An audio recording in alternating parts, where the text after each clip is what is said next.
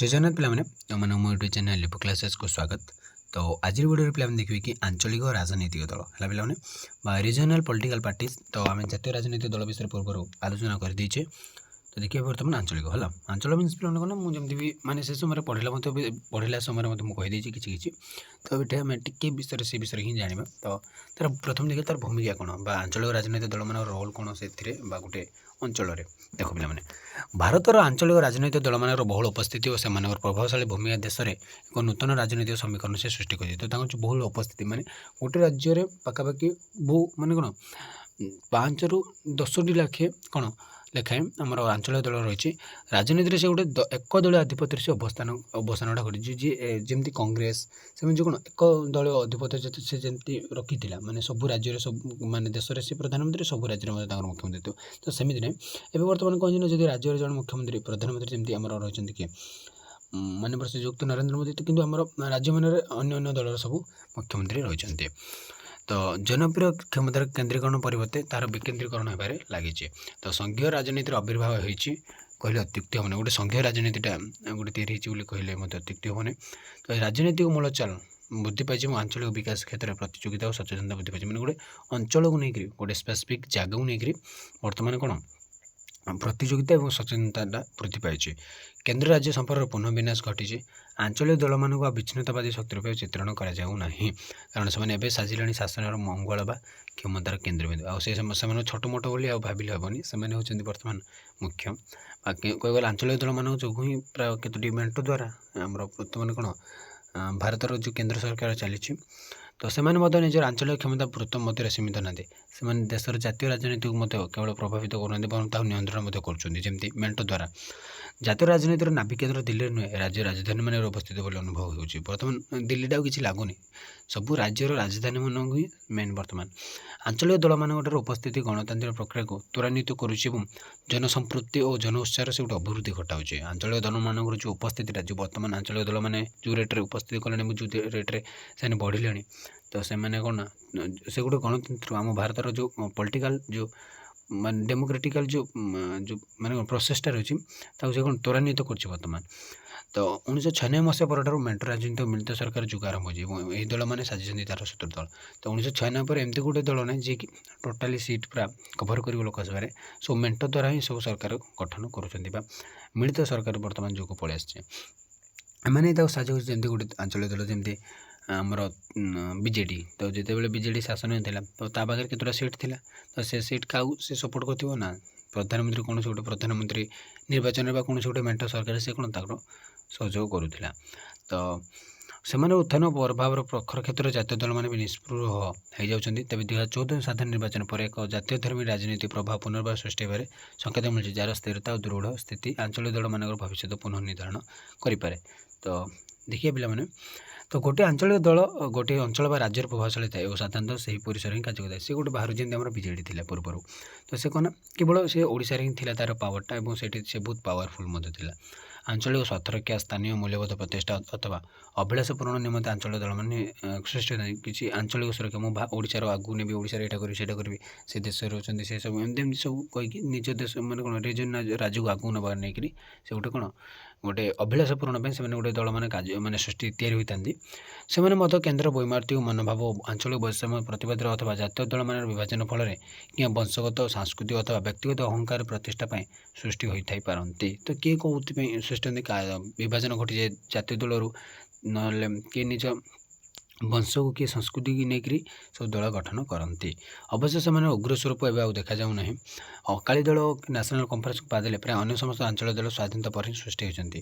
ତ ଏଗୁଡ଼ିକ ପୂର୍ବରୁ ଥିଲେ। ତ ପ୍ରମୁଖ ଆଞ୍ଚଳିକ ଦଳଗୁଡ଼ିକ ଦେଖିବା, ସେ ବିଷୟରେ ଜାଣିବା। ତ ଅକାଳୀ ଦଳ 1924 ମସିହାରେ ପ୍ରତିଷ୍ଠିତ ଅକାଳୀ ଦଳ ହେଉଛି ଦେଶର ସର୍ବପୁରାତନ ଆଞ୍ଚଳିକ ରାଜନୈତିକ ଦଳ। ଯେମିତି ଜାତୀୟ କଂଗ୍ରେସ ହେଉଛି ଆମର ସବୁଠାରୁ ପୁରୁଣା କ'ଣ ରାଜନୈତିକ ଦଳ କହିବାକୁ ଗଲେ, ତ ଆଞ୍ଚଳିକ ଦଳରେ ଆସିଲା ଅକାଳୀ ଦଳ 1924 ମସିହାରେ ଗଠିତ ହୋଇଥିଲା। ଏଇଟା ମନେ ରଖାଯାଏ, 1924 ଅକାଳୀ ଦଳ ହେଲା।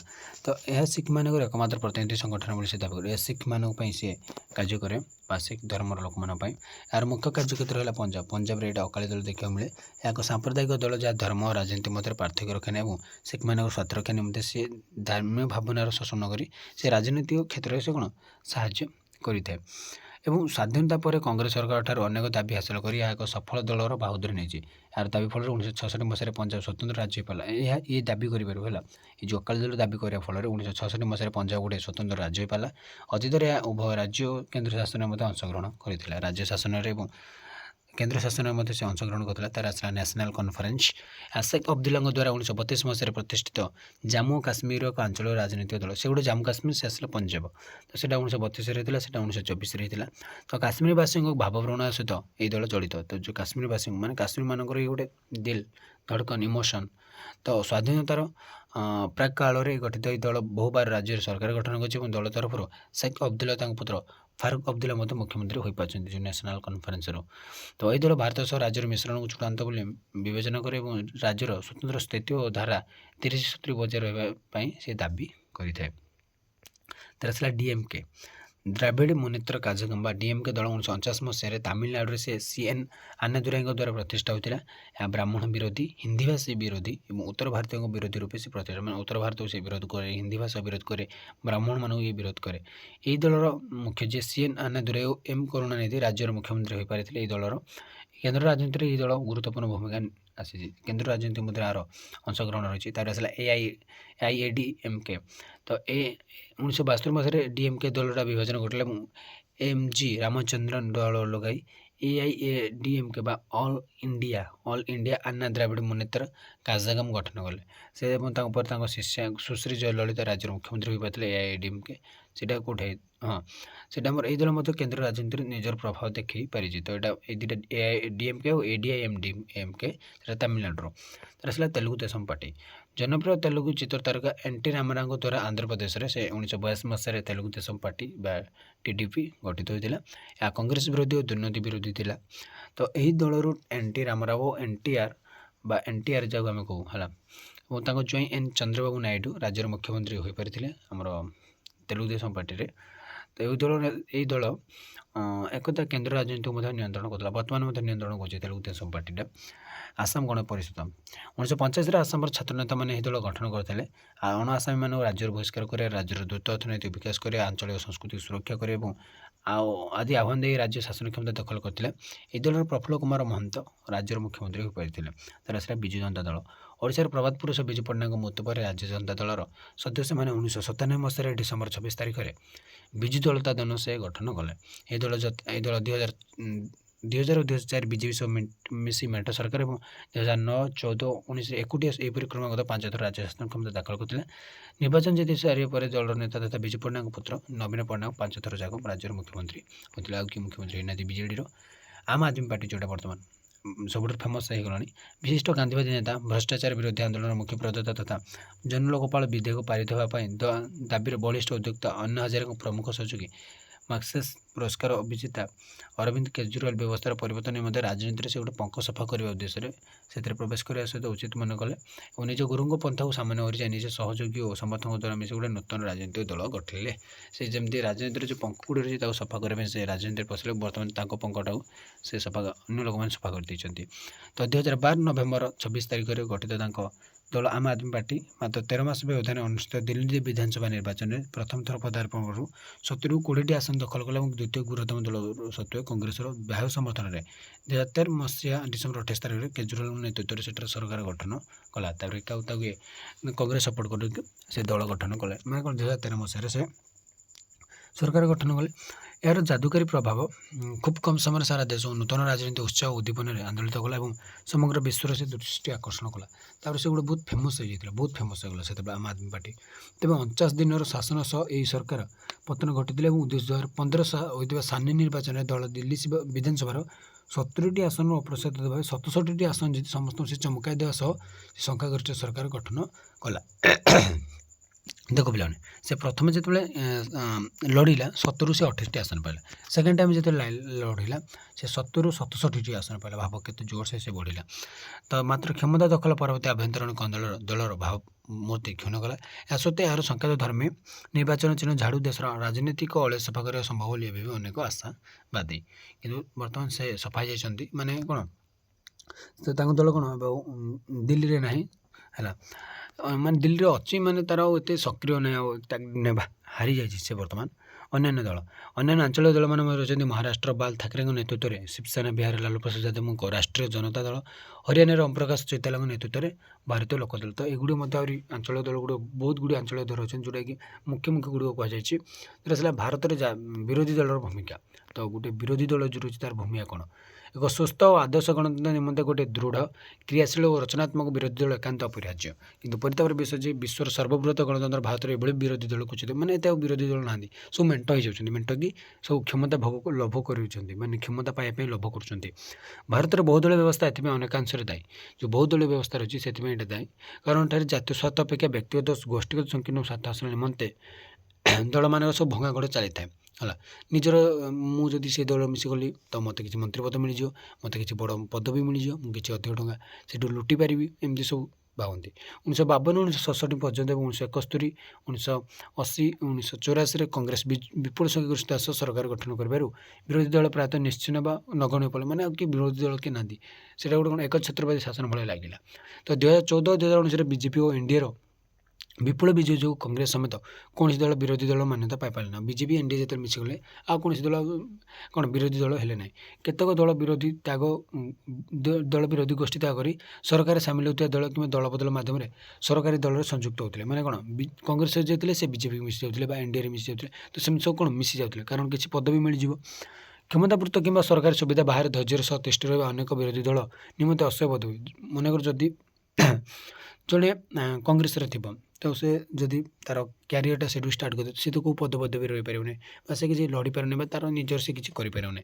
ସେ ସମସ୍ତେ ସବୁବେଳେ ଗୋଟେ ଏମ୍ଏଲ୍ଏ କିମ୍ବା ଏମ୍ପି ଯେ ରାଜନୀତି ସମସ୍ତେ ଚାହାନ୍ତି ମୁଁ କେତେବେଳେ ଗୋଟେ ମନ୍ତ୍ରୀ ପଦଟେ ପାଇବି, ତ ସେ କେତେ ଧୈର୍ଯ୍ୟ କରିବ? ଧୈର୍ଯ୍ୟ କରି ସେ ସହିପାରିବନି। ଆଦର୍ଶଗତ ପାର୍ଥକ୍ୟ ଦୃଷ୍ଟିରୁ କଂଗ୍ରେସର ଚିରବିରୋଧୀ କମ୍ୟୁନିଷ୍ଟମାନେ ମଧ୍ୟ କଂଗ୍ରେସ ସହ ମିଶି ସରକାର ଗଠନ କରିପାରନ୍ତି। ପୂର୍ବରୁ ଯେତେବେଳେ ଅଣ କଂଗ୍ରେସ ସରକାର ପ୍ରତିଷ୍ଠା ହୋଇଛି ସେତେବେଳେ ଏକକ ଭାବେ କଂଗ୍ରେସ ଦୃଢ଼ ବିରୋଧୀ ଦଳର ଭୂମିକା ଗ୍ରହଣ କରିଛି। ତା ପୂର୍ବରୁ କଂଗ୍ରେସରେ ବିରୋଧୀ ଦଳର ଥିଲା, ବଟ୍ ଏତେ ଆଉ ନାହିଁ, ତାର ପ୍ରଭାବଟା ଟିକେ କମିଯାଇଛି। ସମ୍ପ୍ରତି କଂଗ୍ରେସ ନେତୃତ୍ୱରେ ମିଳିତ ପ୍ରଗତିଶୀଳ ମେଣ୍ଟ ଓ ବିଜେପି ନେତୃତ୍ୱରେ ଜାତୀୟ ଗଣତାନ୍ତ୍ରିକ ମେଣ୍ଟ ଅଦଳ ବଦଳ ଏକ ଦୃଢ଼ ବିରୋଧୀ ମେଣ୍ଟ ପ୍ରଦାନ କରି ଆସୁଛନ୍ତି। ଯଦିଓ ତାହା ଏକକ ଭାବେ ଗୋଟେ ଦୃଢ଼ ବିରୋଧୀ କହିପାରିବା ନାହିଁ, ଆମେ ତ ସେଇଟା ଏତେ ବଡ଼ ବିରୋଧୀ ମୁଁ ତ କହିପାରିବା ନାହିଁ। ଭାରତରେ ବିରୋଧୀ ଦଳ ବା ବିରୋଧୀ ମେଣ୍ଟ ସରକାରକୁ ଗଠନମୂଳକ ପରାମର୍ଶ ଓ ସହଯୋଗ ନ ଦେଇ କେବଳ ବିରୋଧ ପାଇଁ ବିରୋଧ କରିବା ଦେଖାଯାଏ। ତ ତାକୁ ଖାଲିରେ ବି ବିରୋଧ କରାଯାଏ। ସେ ଗୋଟେ ଜିତି ଯାଉଛି ସେମିତି ନାହିଁ, ସେ କୌଣସି କାମଟାକୁ ଖରାପ କରୁଛି ସେଇଟାକୁ କିଏ ବିରୋଧ କରନ୍ତି, ସିଏ ଖାଲି ତା ବିରୋଧୀ ଭଳି ତାକୁ ବିରୋଧ କରାଯାଉଛି। ନୀତି ଦୃଷ୍ଟିରୁ ଏହା ବ୍ୟବସ୍ଥାପିକା ଭିତରେ ବାହାରେ ସରକାର ଦୋଷ ଦୁର୍ବଳତା ଦୋଷ ଜନମତ ପ୍ରଭାବିତ କରିବା ପରିବର୍ତ୍ତେ ସରକାର ସହ ସାଲିସ କରୁଥିବା ଧାରଣା ଜନସାଧାରଣଙ୍କୁ ସେ ପ୍ରଦାନ କରେ। ତ ସିଏ କ'ଣ ନା ପିଲାମାନେ ସେ ସରକାରଙ୍କୁ ସବୁ ବ୍ୟବସ୍ଥାପିକ ଯେଉଁ ସେ ଯେଉଁ ସରକାର ଦୋଷ ଦୁର୍ବଳତା ସେ ଦେଖୁନି, ସେ ଡାଇରେକ୍ଟଲି ତା ସହିତ ବି ହିଁ ବିରୋଧ କରିଦେଉଛି। ସେ ମୋର ଅପୋଜିସନ୍ ପାର୍ଟି ନା, ତାକୁ ହିଁ ବିରୋଧ କରିଦେବା। ତ ସାଂସଦମାନଙ୍କ ଦରମା ଭତ୍ତା, ବିକାଶ ପାଣ୍ଠି, ଅନ୍ୟାନ୍ୟ ସୁବିଧା ବୃଦ୍ଧି ଏବଂ ଲାଭଜନକ ପଦବୀ ରକ୍ଷା କ୍ଷେତ୍ରରେ ବିରୋଧୀ ଦଳ ବିନା ପ୍ରତିବାଦରେ ସରକାର ସେ ରୋଲ୍ ମିଳିଥାଏ। ସରକାର ଯେଉଁଟା କଲା ତା କଥା ମାନିବାକୁ ବାଧ୍ୟ, କାରଣ ସେ କିଛି ଲାଭଜନକ ପଦବୀ ତାକୁ ମଧ୍ୟ ମିଳିପାରେ। ସେମାନେ ଯଦି ଲୁଟୁଥିବେ, ଯଦି ତାଙ୍କୁ କିଛି ସୂତ୍ର ମିଳିଗଲା ତ ତାଙ୍କର ଅସୁବିଧା ହେଇଯିବ। ନିଜର ଅବାଞ୍ଛିତ ସୁବିଧା ଓ କ୍ଷମତା ବ୍ୟାହତ କରିଥାଏ ନିର୍ବାଚନ ସଂସ୍କାର ପ୍ରକ୍ରିୟା ଯଦି ଏପରିକି ଅଦାଲତ ନିର୍ଦ୍ଦେଶ ମଧ୍ୟ ଏହା ସରକାର ସହ ମିଶି ଭଣ୍ଡର କରିବାକୁ ଚେଷ୍ଟା କରେ। ଏହା କଦାପି ଜାତୀୟ ସ୍ୱାର୍ଥ ପାଇଁ ହୁଏନି। ଜାତୀୟ ସ୍ୱାର୍ଥ ଦେଖନ୍ତି ନାହିଁ, ସମସ୍ତେ ବ୍ୟକ୍ତିଗତ ସ୍ୱାର୍ଥ ରାଜନୀତିରେ ଦେଖନ୍ତି।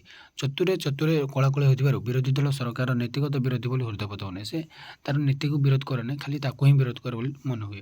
ବ୍ୟବସ୍ଥାପିକା ମଧ୍ୟରେ ଉନ୍ନତ ତର୍କ ଓ ଆଲୋଚନା ପରିବର୍ତ୍ତେ ଅସାମ୍ବିଧାନିକ ଓ ଅଶାଳୀନ ଆଚରଣ ପ୍ରଦର୍ଶନ ତଥା ଅଚଳାବସ୍ଥା ସୃଷ୍ଟି ବିରୋଧୀ ଦଳର ପ୍ରକୃତ ଭୂମିକା ବିଷୟରେ ସୂଚନା ଦିଏ ନାହିଁ। ମାନେ ଯେଉଁଟା ନ ହେବା ଜିନିଷରେ ସବୁ ହାତ ଦିଅନ୍ତି, ମାନେ ଉନ୍ନତ ତର୍କ ଭଲ ତର୍କ କିଛି କରିବେ ନାହିଁ।